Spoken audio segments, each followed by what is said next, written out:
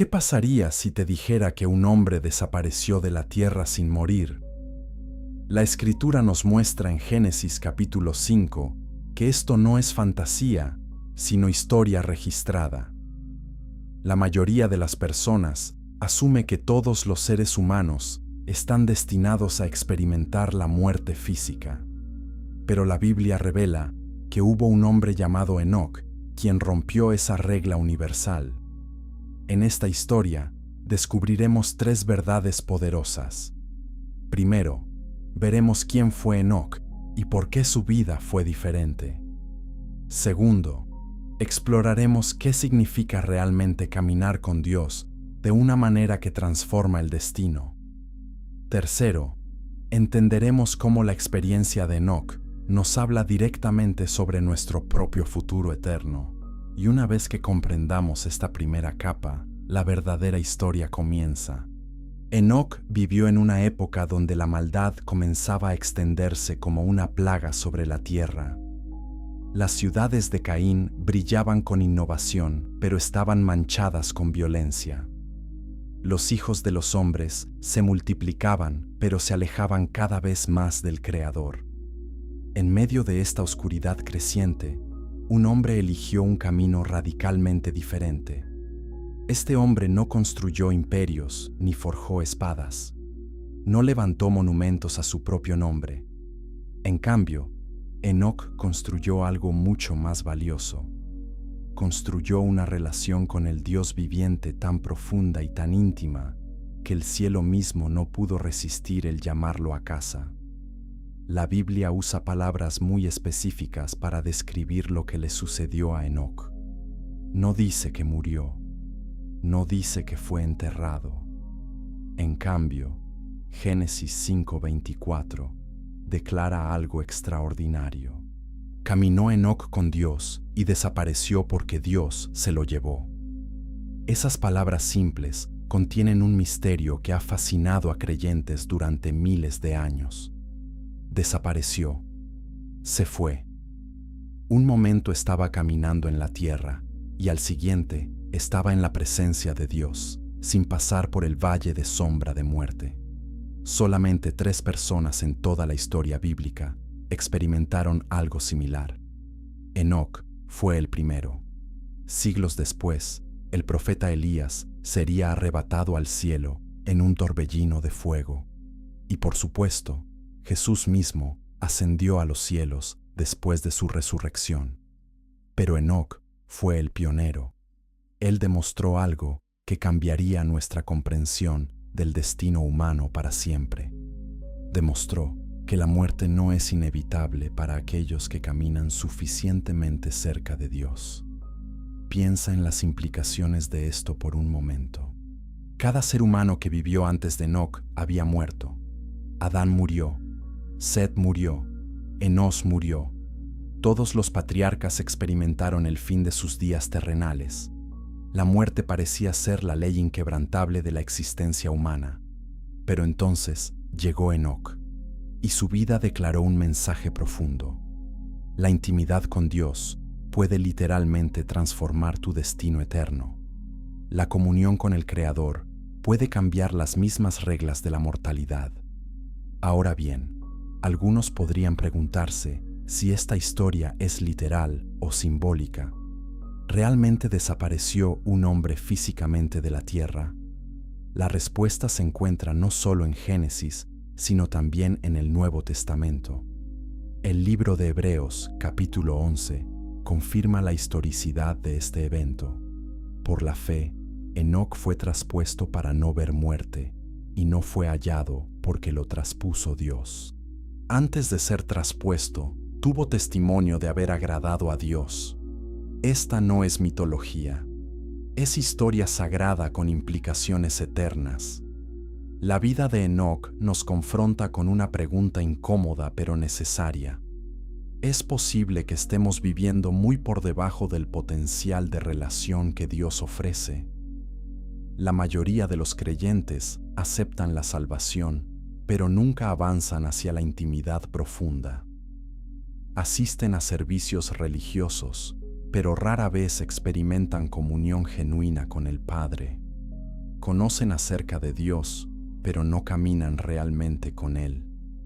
Enoc nos muestra que hay un nivel de relación disponible que va más allá de la religión superficial, un nivel donde Dios se convierte en tu compañero constante, donde su voz se vuelve más clara que cualquier otra, donde su presencia se vuelve tan real que eventualmente este mundo simplemente no puede contenerte más.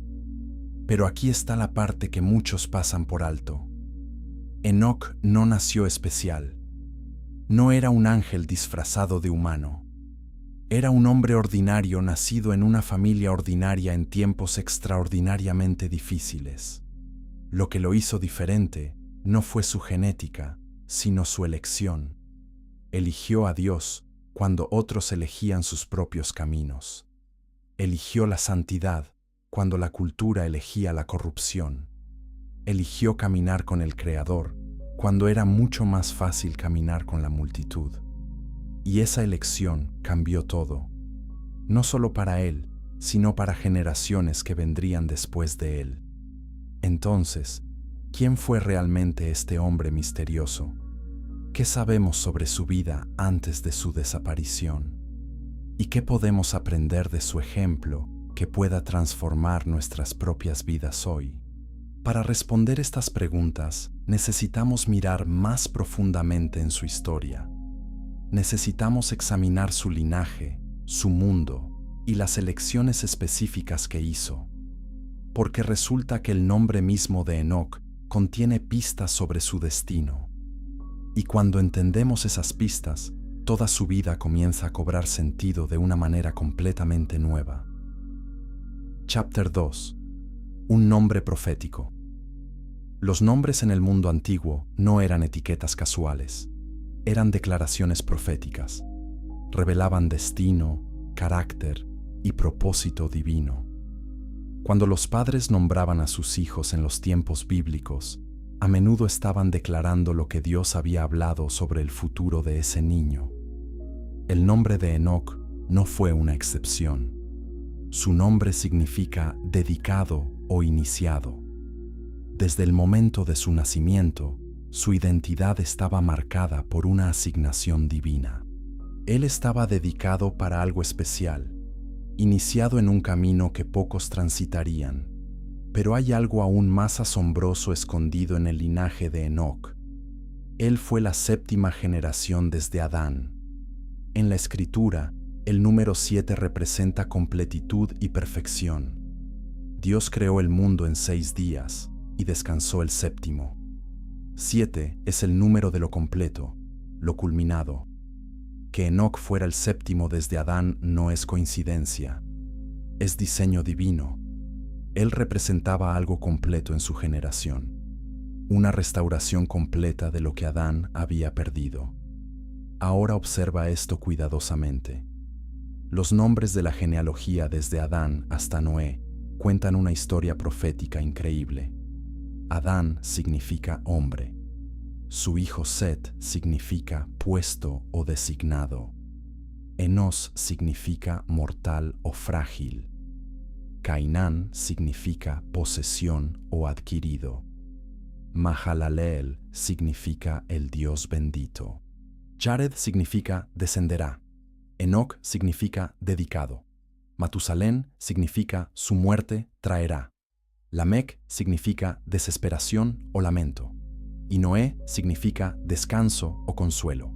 Cuando lees estos nombres en orden como una oración, dicen esto: el hombre designado, mortal y frágil.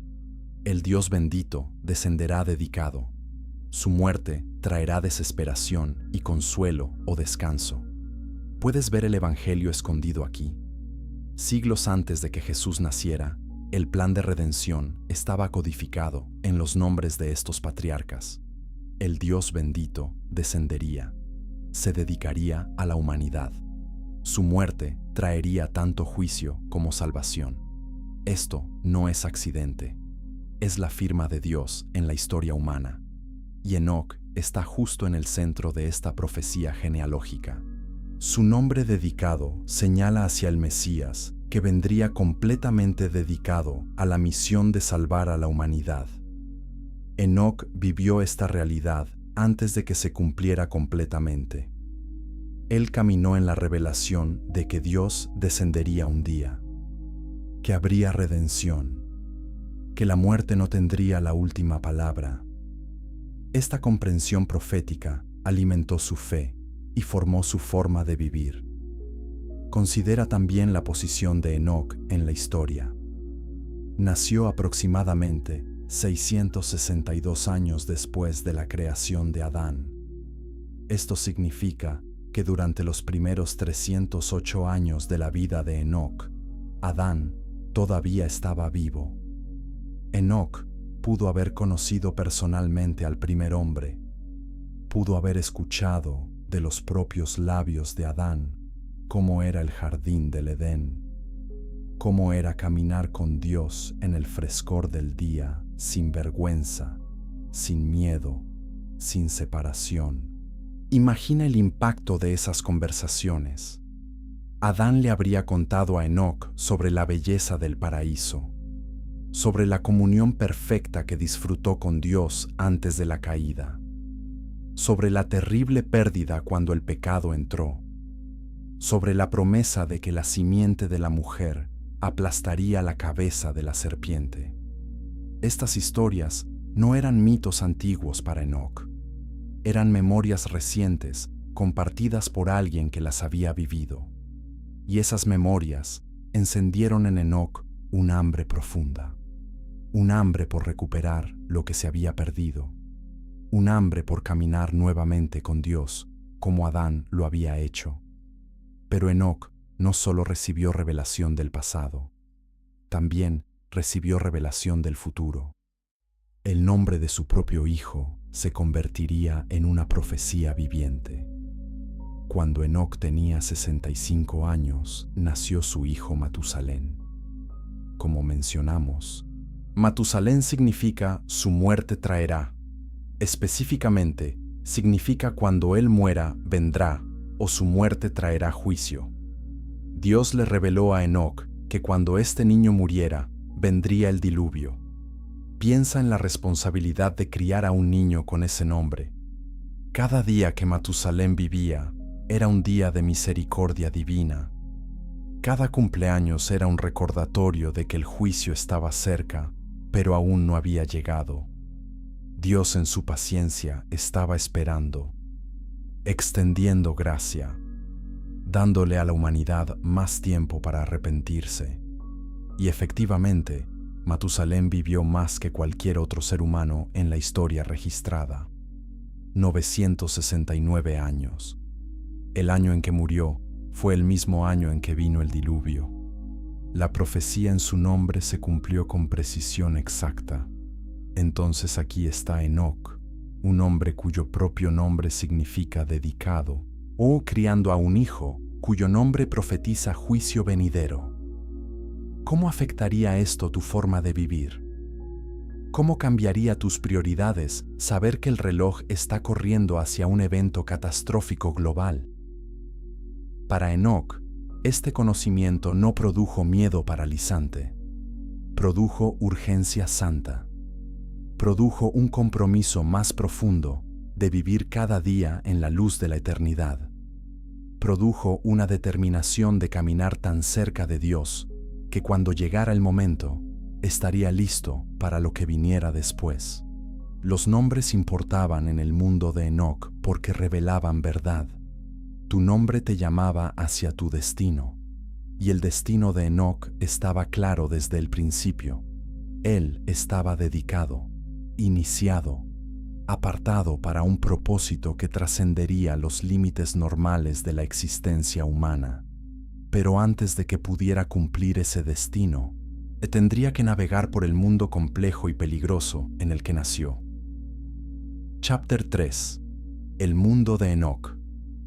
El mundo en el que nació Enoc estaba dividido, no por geografía, sino por lealtad espiritual. Dos linajes corrían paralelos a través de la historia humana temprana, la línea de Caín y la línea de Set. Cada una representaba un camino diferente, una filosofía diferente, un futuro diferente. y Enoc tendría que elegir a cuál pertenecería. La línea de Caín era impresionante en muchos sentidos. Después de matar a su hermano Abel, Caín fue expulsado de la presencia de Dios.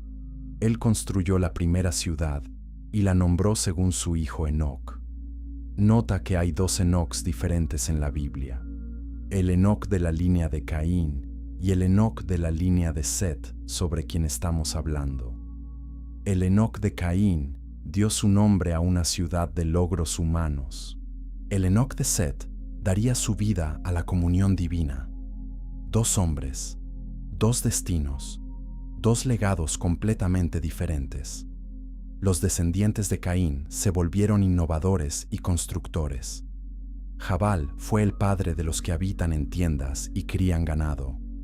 Jubal fue el padre de todos los que tocan arpa y flauta. Tubal-Caín fue forjador de toda herramienta de bronce y hierro. Estas personas desarrollaron agricultura, música, metalurgia, crearon cultura y civilización. Desde una perspectiva externa, la línea de Caín parecía estar progresando rápidamente. Estaban conquistando la naturaleza, dominando la tierra, construyendo un futuro impresionante. Pero había un problema fatal. Estaban haciendo todo esto lejos de la presencia de Dios. La Escritura dice que Caín salió de delante de Jehová.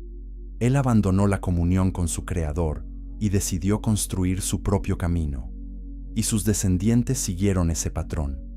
Sí, crearon cosas increíbles, pero lo hicieron con violencia, orgullo y rebelión. Lamec, descendiente de Caín, se convirtió en el primer polígamo registrado. Él también se jactó de matar a un hombre por herirlo. La línea de Caín brillaba con logros humanos, pero estaba podrida en su núcleo con pecado y separación de Dios.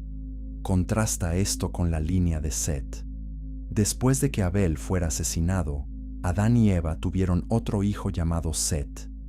Eva dijo que Dios le había dado otro hijo en lugar de Abel. Set significa puesto o designado. Él fue el hijo designado para llevar adelante el linaje de justicia. Y de Set vino Enós. Y la Escritura dice algo hermoso sobre los días de Enós. Entonces comenzaron los hombres a invocar el nombre de Jehová. Esta línea no se definió por sus logros, sino por su adoración. No por lo que construyeron, sino por a quién buscaron. Este es el contexto en el que nació Enoc. Él pudo haber elegido el camino de Caín. Pudo haber buscado riqueza, fama, poder terrenal. Pudo haber enfocado su energía en construir ciudades y crear innovaciones. Pero en cambio, eligió el camino de Set. Eligió invocar el nombre del Señor. Eligió caminar con Dios en lugar de caminar lejos de Él. Y esa elección lo puso en contra de la corriente cultural de su tiempo.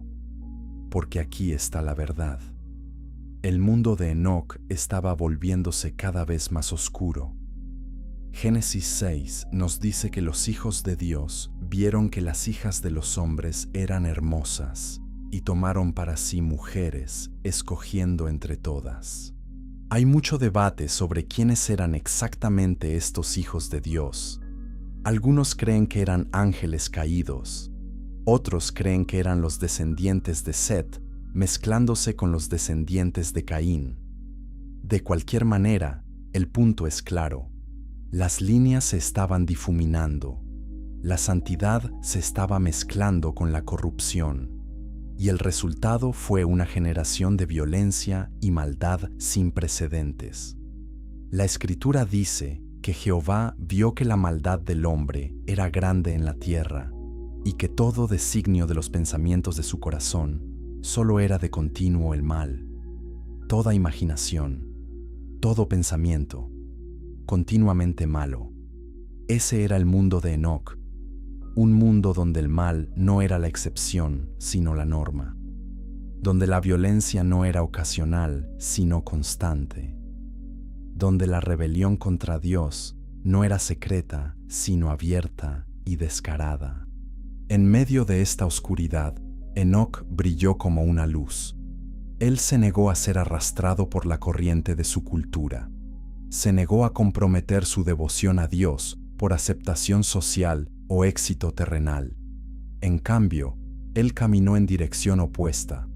Y esa decisión requirió coraje extraordinario, porque caminar con Dios en un mundo que camina lejos de Dios te hace diferente, te hace extraño, te convierte en un reproche viviente para aquellos que han elegido sus propios caminos. Pero Enoc no caminó solo. Dios mismo fue su compañero constante, y esa compañía fue suficiente, más que suficiente, porque cuando tienes la presencia de Dios, no necesitas la aprobación de los hombres. Cuando tienes comunión con el Creador, la alienación de la creación se vuelve soportable. Enoc descubrió que un día caminando con Dios vale más que 1000 años viviendo para ti mismo. Ahora bien, la pregunta es esta: ¿cómo se convirtió Enoc en este tipo de hombre? ¿Dónde aprendió a caminar con Dios de una manera tan profunda? Parte de la respuesta, como mencionamos, puede venir de sus conversaciones con Adán. Pero hay otra influencia clave que transformó a Enoc de un creyente ordinario en un caminante extraordinario con Dios. Chapter 4. Las historias de Adán. Imagina sentarte frente a un hombre de 900 años, un hombre que vio el mundo nacer, que caminó en un jardín perfecto, que nombró a cada animal, que habló cara a cara con Dios. Ese hombre era Adán. Y durante los primeros 3 siglos de la vida de Enoc, Adán estaba vivo y accesible. Las historias que Adán contó no eran leyendas antiguas. Eran memorias frescas de un paraíso perdido y una promesa futura. Adán le habría contado a Enoc sobre el día en que despertó por primera vez. Cómo abrió sus ojos no como un bebé, sino como un hombre completamente formado. Cómo el primer rostro que vio fue el de su Creador. Cómo Dios le dio propósito inmediato. Cultiva el jardín, nombra a los animales, gobierna sobre la creación. Adán tenía trabajo significativo desde el primer día. No hubo crisis de identidad. No hubo búsqueda de propósito. Él sabía quién era porque sabía quién lo hizo. Entonces Adán le habría descrito el jardín mismo, los ríos que fluían desde Edén, los árboles de frutos deliciosos, el árbol de la vida en el centro, la belleza que superaba cualquier cosa que Enoc pudiera ver en su propio mundo caído. Un mundo sin espinas, sin cardos, sin sequía ni inundaciones devastadoras. Todo funcionaba en perfecta armonía porque todo estaba en correcta relación con Dios. Pero luego vendría la parte dolorosa de la historia: la serpiente, la tentación, la duda sembrada en el corazón de Eva. ¿Realmente dijo Dios? Esa pregunta destructiva que cuestiona la bondad y la verdad de Dios. Adán le habría contado a Enoc sobre el momento en que Eva le ofreció el fruto prohibido, el momento en que él eligió a su esposa sobre su Creador, eligió la autonomía sobre la obediencia, eligió conocer el bien y el mal en lugar de simplemente conocer el bien. Y luego vino la vergüenza. La primera emoción que Adán y Eva experimentaron después del pecado no fue culpa, fue vergüenza. Se vieron y se escondieron, cubrieron sus cuerpos con hojas. Y cuando escucharon la voz de Dios caminando en el jardín en el frescor del día, se escondieron entre los árboles. El mismo Dios con quien habían caminado en comunión perfecta, ahora era alguien de quien huir. La intimidad se había roto. La confianza estaba dañada. El pecado había creado distancia donde antes solo había cercanía. Adán le habría descrito la confrontación que siguió. La pregunta de Dios: ¿dónde estás? No porque Dios no supiera, sino porque Adán necesitaba enfrentar su nueva realidad. Estaba perdido, separado, escondido. Y cuando Dios le preguntó qué había hecho, Adán culpó a Eva. Eva culpó a la serpiente. Nadie tomó responsabilidad completa. Todos estaban tratando de escapar de las consecuencias de su propia elección. Pero aquí está lo que Adán nunca olvidaría. Incluso en medio del juicio, Dios prometió redención. Le dijo a la serpiente que la simiente de la mujer aplastaría su cabeza. Habría un redentor, alguien nacido de mujer que desharía lo que el pecado había hecho. Esa promesa se convirtió en la esperanza de Adán, la razón por la cual nombró a su esposa Eva, que significa vida, porque ella sería la madre de todos los vivientes. A través de ella vendría finalmente el que traería vida verdadera y eterna. Cuando Enoc escuchó estas historias, algo profundo sucedió en su corazón. Él entendió que lo que Adán había perdido podía ser recuperado. No completamente, no todavía, pero parcialmente, progresivamente, a través de caminar con Dios día tras día. Enoc no podía volver al Edén físicamente. Ese camino estaba bloqueado por querubines con espadas de fuego, pero podía volver a la comunión que Adán había conocido antes de la caída. Podía experimentar la presencia de Dios de una manera que sanara la separación causada por el pecado. Y eso es exactamente lo que Enoc se propuso hacer. Se convirtió en un hombre en una misión para restaurar lo que se había perdido, para caminar con Dios, no en vergüenza, sino en confianza, no a distancia, sino en intimidad, no ocasionalmente, sino constantemente, cada día, cada momento. Enoc decidió que su vida sería un regreso continuo a la relación que Adán había disfrutado en el principio. Pero las historias de Adán hicieron algo más. Le dieron a Enoc perspectiva eterna. Adán le habría explicado que aunque vivió 930 años, cada uno de esos años llevaba el peso de la pérdida. Cada día fuera del Edén era un recordatorio de lo que el pecado costó. Y sin embargo, cada día también era un regalo, una oportunidad para enseñar a sus hijos sobre Dios, para advertirles sobre el pecado, para señalarles hacia la promesa de redención venidera. Enoc absorbió estas lecciones profundamente. Él vio que la vida no se trata de cuántos años vives, sino de cómo los vives. No se trata de lo que logras en la tierra, sino de cuán cerca caminas con el cielo. Adán había visto ambos lados, perfección e imperfección, comunión y separación, y su veredicto era claro. Nada en este mundo caído podía compararse con caminar con Dios. Entonces, cuando Enoc se convirtió en padre, todo cambió. Las historias de Adán tomaron un nuevo significado. La responsabilidad de criar a un hijo en un mundo oscuro se volvió urgente, y el nombre profético de ese hijo se convirtió en un llamado de atención que transformaría a Enoc para siempre. Capítulo 5. El despertar de un padre.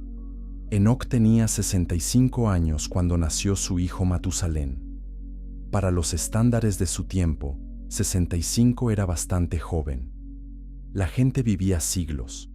Enoc viviría un total de 365 años. Pero algo sucedió en ese año 65 que cambió todo.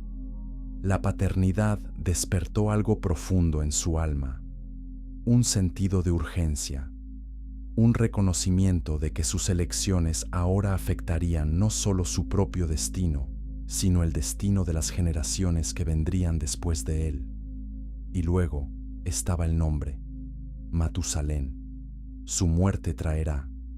Dios le reveló a Enoc que cuando este niño muriera, vendría el juicio, el diluvio que borraría a la humanidad corrupta de la faz de la tierra. Esto significaba que cada día que Matusalén vivía era un día de gracia, un día de oportunidad para que la gente se arrepintiera, un día más de paciencia divina antes de que cayera la ira justa. Piensa en lo que significa criar a un niño sabiendo que su vida es un reloj de cuenta regresiva hacia el juicio global. ¿Cómo moldearía eso tus prioridades? ¿Cómo cambiaría la forma en que pasas tu tiempo? Para Enoc, la respuesta fue clara. Él intensificó su caminar con Dios. La Escritura dice que después del nacimiento de Matusalén, Enoc caminó con Dios 300 años. No que comenzó a caminar con Dios en ese momento, pero que su caminar se volvió más intencional, más profundo, más constante. La paternidad tiene una forma de hacerte pensar en el futuro. Antes de que nazcan los hijos, puedes vivir para ti mismo. Puedes tomar riesgos imprudentes. Puedes posponer decisiones importantes. Pero cuando sostienes a tu hijo por primera vez, algo cambia. De repente tu vida no se trata solo de ti. Se trata del legado que dejarás. Se trata de qué tipo de mundo construirás para ellos. Se trata de qué valores les enseñarás y qué fe les transmitirás. Para Enoc, sostener a Matusalén significaba sostener el futuro. Este niño viviría para ver cosas que Enoc nunca vería. Este niño sería un puente entre la era prediluvio y la era postdiluvio. Su vida abarcaría la transición más dramática en la historia humana. Y el nombre de Matusalén era un recordatorio constante de que el tiempo era corto, de que el juicio venía, de que cada momento importaba. Entonces, Enoc comenzó a orar de manera diferente, no solo por sus propias necesidades, sino por el futuro de su hijo, por la generación que vendría, por aquellos que escucharían la advertencia y se volverían a Dios antes de que fuera demasiado tarde. Sus oraciones se volvieron más fervientes, más enfocadas, más llenas de urgencia profética. Él sabía cosas que otros no sabían. Había visto cosas que otros no habían visto. Y esa revelación lo impulsó a una vida de intercesión apasionada. Pero la paternidad también le enseñó algo más a Enoc. Le enseñó sobre el corazón de Dios. Cuando observaba a su hijo crecer, cuando sentía el amor profundo e incondicional que tenía por Matusalén, comenzó a comprender cómo Dios se sentía acerca de la humanidad. Dios no era un juez frío y distante que simplemente ejecutaba juicio. Era un padre que amaba profundamente y cuyo corazón se entristecía por la rebelión de sus hijos. Génesis 6 dice que Jehová vio que la maldad del hombre era grande en la tierra y se arrepintió de haber hecho al hombre y le dolió en su corazón. Ese dolor no era debilidad, era amor, era el corazón de un padre viendo a sus hijos autodestruirse. Y Dios, en su paciencia, esperaba. Extendía la vida de Matusalén año tras año, siglo tras siglo, dándole a la humanidad cada oportunidad posible para volverse hacia Él. Enoc entendió esta tensión entre justicia y misericordia. Él vio que el juicio era necesario porque el pecado no podía quedar sin respuesta, pero también vio que la misericordia era abundante porque Dios no deseaba que nadie pereciera. Entonces, Enoc vivió en esa tensión, advirtiendo sobre el juicio venidero, llamando a la gente al arrepentimiento, pero también caminando en esperanza porque conocía el carácter de Dios. Su vida se convirtió en un testimonio viviente. La gente lo veía caminar con Dios día tras día. Lo veían rechazar la corrupción de la cultura. Lo veían criar a su hijo en santidad. Y algunos se preguntaban, ¿qué tiene este hombre que nosotros no tenemos? ¿Qué sabe él que nosotros no sabemos? ¿Por qué parece tan diferente? ¿Por qué parece llevar una paz que contradice el caos que nos rodea? Enoc no ocultaba las respuestas. Él hablaba abiertamente sobre su relación con Dios. Compartía las historias que había aprendido de Adán. Advertía sobre el juicio profetizado en el nombre de su hijo. Y aunque la mayoría rechazaba su mensaje, algunos escuchaban. Algunos eran tocados. Algunos eran cambiados. Y ese pequeño remanente se volvió importante en el plan de Dios para preservar a la humanidad a través del diluvio venidero. Entonces, ¿qué significa exactamente caminar con Dios? Enoc no solo creía en Dios, caminaba con Él. Esa frase aparece 2 veces en relación con Enoc. Caminó con Dios y luego desapareció porque Dios se lo llevó. Caminar implica movimiento, progreso, compañía. No es un evento de una sola vez, sino un estilo de vida continuo. Pero ¿cómo se ve eso prácticamente? Chapter 6. Caminar con Dios. Caminar con Dios no es una metáfora vaga, es una realidad específica y transformadora. Cuando la Biblia dice que Enoc caminó con Dios, está describiendo una relación de intimidad, comunicación constante y obediencia continua. Caminar con alguien significa que van en la misma dirección, a la misma velocidad, con el mismo propósito. No puedes caminar con alguien si vas en direcciones opuestas. No puedes mantener comunión si constantemente te detienes mientras ellos avanzan. Enoc había alineado su vida completamente con la voluntad de Dios, sus pensamientos, sus palabras, sus acciones. Todo estaba sincronizado con el corazón del Padre. Cuando Dios decía ve, Enoc iba. Cuando Dios decía habla, Enoc hablaba. Cuando Dios decía espera, Enoc esperaba. No había resistencia, no había rebelión, solo obediencia fluida nacida de confianza profunda y amor genuino. Pero caminar con Dios también significa caminar en la luz.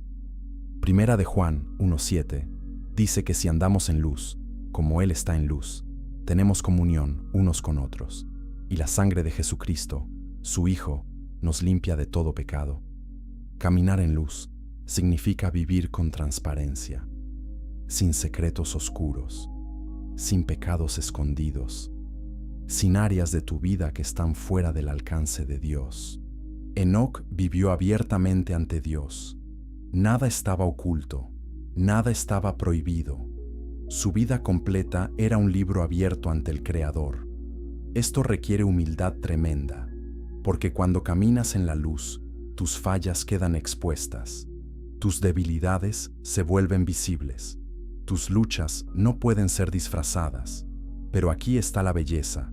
Cuando vives en esa transparencia, también experimentas limpieza continua. La gracia de Dios fluye constantemente. El perdón está siempre disponible. Y con el tiempo, esa exposición a la luz divina comienza a transformarte. Las cosas que antes te avergonzaban empiezan a perder su poder. Los patrones pecaminosos comienzan a romperse. Empiezas a parecerte más a aquel con quien caminas. Enoc también caminó con Dios en un mundo que caminaba en dirección opuesta. Esto es crucial de entender. Él no vivió en un monasterio aislado, no se retiró a una cueva en el desierto, vivió en medio de una sociedad corrupta, crió a una familia, interactuó con vecinos, hacía negocios, participaba en la vida comunitaria, pero nunca comprometió su devoción a Dios. Él era luz en medio de la oscuridad, sal en medio de la putrefacción, una voz profética en medio del silencio espiritual. Esto le costó algo. La gente probablemente lo consideraba extraño, fanático, demasiado religioso, fuera de contacto con la realidad. Después de todo, todos los demás estaban disfrutando de los placeres del pecado. Todos los demás estaban construyendo sus imperios terrenales. Todos los demás estaban viviendo para el momento presente sin preocuparse por el juicio futuro. Y aquí estaba Enoc, caminando con un Dios invisible, hablando de cosas eternas, viviendo como si este mundo no fuera su hogar final. Pero Enoc no estaba loco, estaba en sintonía con la realidad más profunda. Él sabía que este mundo visible era temporal, que las cosas que no se ven son eternas, que la aprobación de Dios importaba más que la aprobación de los hombres.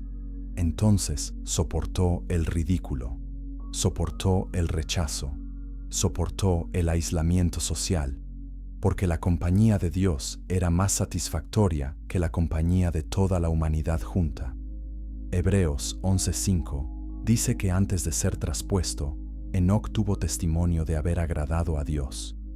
Esta es una de las afirmaciones más poderosas en toda la Escritura. Agradar a Dios, no impresionar a la gente, no lograr fama, no acumular riqueza, sino agradar al Creador del universo. Ese era el objetivo de Enoc, y la Escritura confirma que lo logró. Dios estaba complacido con la vida de Enoc. ¿Qué agrada a Dios? Hebreos continúa explicando: sin fe es imposible agradar a Dios, porque es necesario que el que se acerca a Dios crea que Él existe y que es galardonador de los que le buscan. Enoc tenía esa fe. Creía que Dios existía aunque no podía verlo con ojos físicos.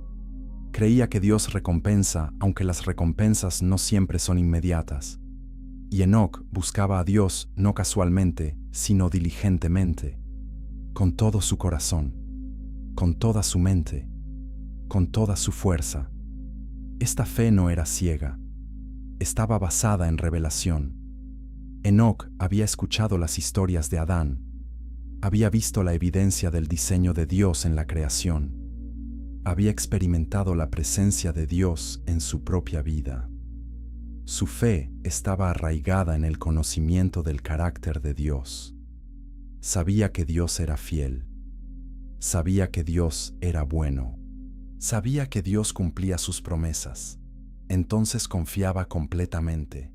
Y esa confianza produjo obediencia. No obediencia legalista nacida del miedo, sino obediencia amorosa nacida de relación. Enoc obedecía a Dios porque amaba a Dios, porque confiaba en que los caminos de Dios eran mejores que sus propios caminos, porque sabía que los mandamientos de Dios no eran cargas, sino bendiciones diseñadas para protegerlo y guiarlo hacia la vida abundante. Pero hay otro aspecto del caminar de Enoc que no podemos ignorar. Él no solo caminaba con Dios, también hablaba por Dios. Enoc era un profeta, y su mensaje profético era tan poderoso que todavía resuena miles de años después. Chapter 7. La voz profética. Enoc no era solo un hombre de comunión privada, era un hombre de proclamación pública. Judas 14 cita una profecía de Enoc. He aquí vino el Señor con sus santas decenas de millares para hacer juicio contra todos y dejar convictos a todos los impíos de todas sus obras impías que han hecho impíamente y de todas las cosas duras que los pecadores impíos han hablado contra él. Piensa en esto cuidadosamente. Enoc profetizó sobre la segunda venida de Cristo miles de años antes de que Cristo naciera. Él vio en visión profética el día en que el Señor regresaría con sus santos para ejecutar juicio. Esta no era especulación teológica, era revelación divina. Dios le mostró a Enoc el fin desde el principio. Le mostró que aunque el pecado parecía estar ganando en su generación, el juicio definitivo vendría, que el mal no quedaría impune, que la justicia finalmente prevalecería. Esta profecía tiene varias capas. Primero, Enoc predijo el juicio del diluvio que vendría en los días de su bisnieto Noé. Ese fue el juicio inmediato que su generación enfrentaría. Pero más allá de eso, él vio el juicio final, el día en que Jesús regresaría no como un bebé en un pesebre, sino como rey conquistador. No para salvar, sino para juzgar. No para mostrar misericordia, sino para ejecutar justicia. La profecía de Enoc enfatiza la venida del Señor con sus santos. Esto significa que aquellos que han caminado con Dios, que han sido fieles, que han sido trasladados o resucitados, regresarán con Cristo para el juicio. Enoc mismo estaría entre ese número. Él sería parte de las santas decenas de millares que acompañarían al Señor en su regreso victorioso. Pero nota también a quién se dirige el juicio: a los impíos. Y nota cuántas veces Judas usa la palabra impíos en este versículo. 4 veces. Los impíos, sus obras impías, hechas impíamente, pecadores impíos. Esta repetición enfatiza la gravedad de vivir sin reverencia por Dios, vivir como si Dios no existiera, como si sus mandamientos no importaran, como si el juicio nunca vendría. Enoc vivió en medio de tales personas, y él no permaneció en silencio. Habló verdad a una generación que no quería escucharla. Advirtió sobre consecuencias que preferían ignorar. Llamó al arrepentimiento en una cultura que celebraba la rebelión. Esto requería coraje tremendo, porque las voces proféticas rara vez son populares. Generalmente son rechazadas, ridiculizadas, perseguidas. Pero Enoc no podía quedarse callado. La intimidad con Dios había producido en él una urgencia santa.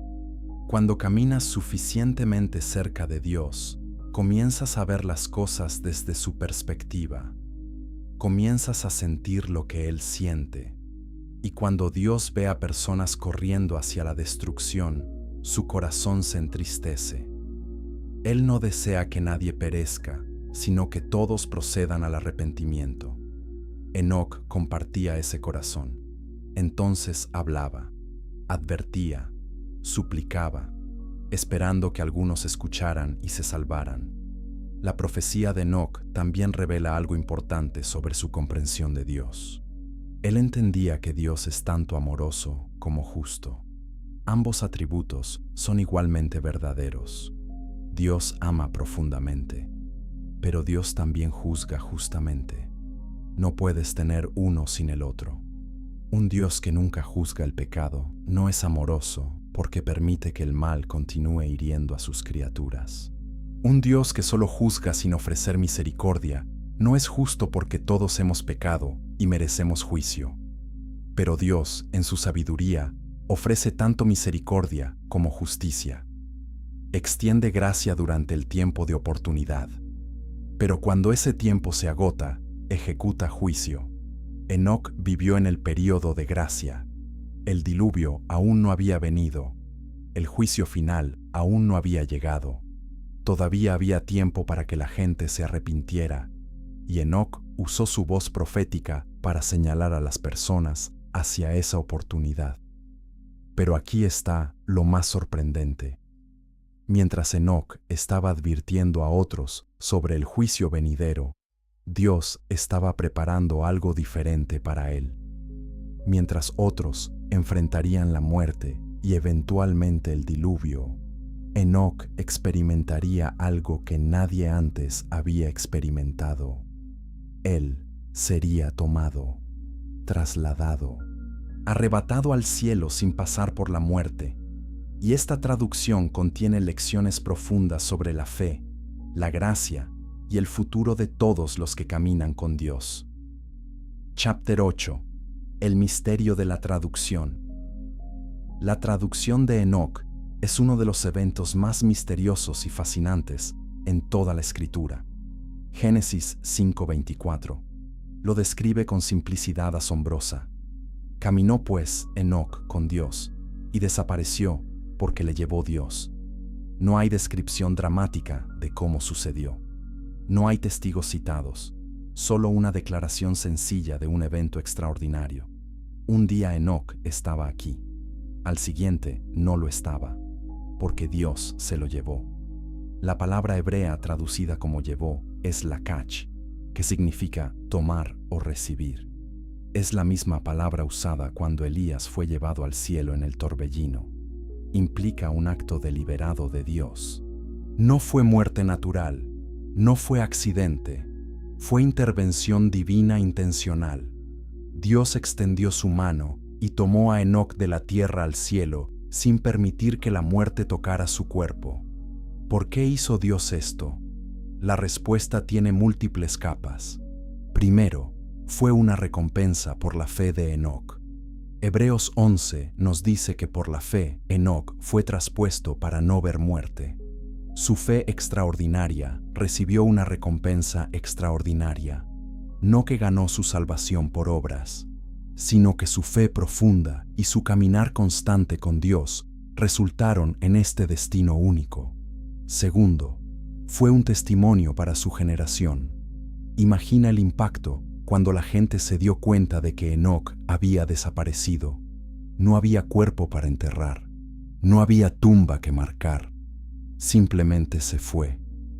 Esto habría provocado conversaciones, habría generado preguntas, habría obligado a las personas a considerar que tal vez Enoc tenía razón sobre Dios después de todo. Tal vez su caminar con Dios no era locura, sino sabiduría. Tal vez había más en la realidad que lo que podían ver con ojos físicos. Tercero, fue una profecía viviente del futuro. La traducción de Enoc señalaba hacia algo que Pablo describiría siglos después en Primera de Tesalonicenses 4. El Señor mismo, con voz de mando, con voz de arcángel y con trompeta de Dios, descenderá del cielo, y los muertos en Cristo resucitarán primero. Luego nosotros, los que vivimos, los que hayamos quedado, seremos arrebatados juntamente con ellos en las nubes para recibir al Señor en el aire, y así estaremos siempre con el Señor. El rapto, el arrebatamiento de la iglesia. Enoc fue la primera demostración de este principio. No todos dormiremos, pero todos seremos transformados. Algunos creyentes no experimentarán la muerte. Serán cambiados en un momento, en un abrir y cerrar de ojos. Sus cuerpos mortales se vestirán de inmortalidad y serán llevados para estar con el Señor para siempre. Enoc fue el prototipo, la prueba de concepto, la evidencia de que Dios puede y hará esto por aquellos que son suyos. Pero hay otra dimensión del misterio de Enoc que a menudo se pasa por alto. ¿A dónde fue? La Escritura no proporciona detalles geográficos sobre el cielo al que fue llevado, pero sí sabemos que fue a la presencia de Dios. Hebreos 11:5 dice que antes que fuese traspuesto, tuvo testimonio de haber agradado a Dios. Ese agrado resultó en proximidad eterna. Enoc, que había caminado con Dios en la tierra, ahora caminaría con Dios en el cielo sin interrupción. Piensa en lo que esto significa. Enoc no tuvo que esperar la resurrección, no tuvo que esperar el día del juicio. Fue directamente a la presencia de Dios. Esto es consistente con lo que Jesús le dijo al ladrón en la cruz. De cierto te digo, hoy estarás conmigo en el paraíso. Para aquellos que pertenecen a Dios, estar ausente del cuerpo es estar presente con el Señor. La muerte o la traducción nos lleva inmediatamente a su presencia. Pero la traducción de Enoc también plantea una pregunta importante. ¿Fue Enoc perfecto sin pecado? ¿Es por eso que no experimentó la muerte? La respuesta es no. Romanos 3:23 declara que todos pecaron y están destituidos de la gloria de Dios. Enoc era humano, nacido en pecado como todos los descendientes de Adán. Entonces, ¿cómo podía un pecador ser llevado al cielo sin morir? La respuesta es la gracia, la misma gracia que nos salva hoy. Enoc fue justificado por fe. Él creyó en Dios, confió en la promesa de redención venidera, y Dios acreditó esa fe como justicia. Enoc no era perfecto en sí mismo, pero estaba cubierto por la gracia de Dios, perdonado, limpiado, hecho aceptable para entrar en la presencia santa. Esto es increíblemente esperanzador para nosotros, porque significa que la traducción no es solo para los supersantos, es para aquellos que caminan con Dios por fe, para aquellos que agradaron a Dios no por perfección, sino por devoción sincera, para aquellos cuyas vidas están caracterizadas por comunión constante con su Creador. Si Enoc pudo ser trasladado, entonces aquellos de nosotros que caminamos con Dios hoy también podemos tener esperanza de ser arrebatados cuando Cristo regrese. Pero había algo más operando en la vida de Enoc que hizo posible su traducción. Algo que la Escritura enfatiza repetidamente: su fe. No fe genérica, sino fe específica y activa que transformó cada aspecto de su existencia. Chapter 9. Fe, que venció la muerte. Hebreos 11:6 nos da la clave para entender la vida de Enoc. Sin fe es imposible agradar a Dios, porque es necesario que el que se acerca a Dios crea que Él existe y que es galardonador de los que le buscan. Esta declaración revela dos componentes esenciales de la fe que agrada a Dios. Primero, creer que Dios existe. Segundo, creer que Dios recompensa a aquellos que lo buscan diligentemente. Enoc tenía ambos. Él creía firmemente en la existencia de Dios, aunque no podía verlo físicamente. En su generación, esto no era una creencia obvia. La evidencia de Dios estaba siendo cada vez más suprimida por la maldad humana. La cultura estaba volviéndose secular. La gente vivía como si Dios no existiera o no importara. Pero Enoc se aferró a la verdad de que hay un creador, que este universo no es un accidente, que la vida tiene propósito y significado porque fue diseñada por un diseñador inteligente y amoroso. Pero Enoc fue más allá de simplemente creer en la existencia de Dios. Él creyó que Dios recompensa. Esto es crucial. Mucha gente cree que Dios existe, pero no cree que Dios se involucra activamente con la humanidad. Ven a Dios como distante, desinteresado, indiferente. Pero Enoc sabía diferente. Sabía que Dios se preocupa profundamente por aquellos que lo buscan, que Dios responde a la fe, que Dios honra la devoción, que Dios recompensa la obediencia. Esta creencia transformó la forma en que Enoc vivió. Él no buscaba recompensas terrenales, no estaba tratando de acumular riqueza o fama, estaba buscando las recompensas que vienen de Dios: aprobación divina, comunión profunda, propósito eterno y finalmente la recompensa suprema de ser llevado a la presencia de Dios sin experimentar muerte. La fe de Enoc también era práctica. No era solo creencia intelectual, era confianza activa que producía obediencia. Santiago 2:17 dice que la fe sin obras está muerta. La fe de Enoc estaba viva porque resultaba en acción. Caminaba con Dios día tras día. Criaba a su familia en santidad. Profetizaba juicio venidero. Vivía de manera diferente a su generación. Todo esto eran evidencias de fe genuina. Pero aquí está lo más poderoso. La fe de Enoc venció la muerte. En Romanos 6:23 dice que la paga del pecado es muerte. Desde la caída de Adán, la muerte había reinado sobre la humanidad. Todo el que pecaba moría. Era la ley inquebrantable. Pero la fe de Enoc rompió esa ley, no porque él no era pecador, sino porque su fe lo conectó con una realidad más alta, con un poder más grande que la muerte, con un Dios que puede transformar cuerpos mortales en inmortales. Primera de Corintios 15:54 cita al profeta Isaías: sorbida es la muerte en victoria. Esa victoria fue demostrada primero en Enoc. Más tarde sería demostrada completamente en Jesús, quien resucitó de los muertos. Y finalmente será demostrada en todos los creyentes cuando seamos resucitados o arrebatados en el rapto. La muerte pierde su aguijón para aquellos que tienen fe en Dios. Enoc también demostró que la fe crece con el tiempo. No comenzó su vida como un gigante espiritual. La Escritura indica que su caminar intensificado con Dios comenzó después del nacimiento de Matusalén, cuando tenía 65 años. Antes de eso, probablemente era un creyente ordinario, pero algo se despertó en él: la paternidad, la revelación profética, la responsabilidad. y respondió a ese despertar con fe creciente. Él caminó con Dios durante 300 años después de ese punto. Eso es 3 siglos de comunión constante, 3 siglos de obediencia fiel, 3 siglos de crecimiento espiritual progresivo.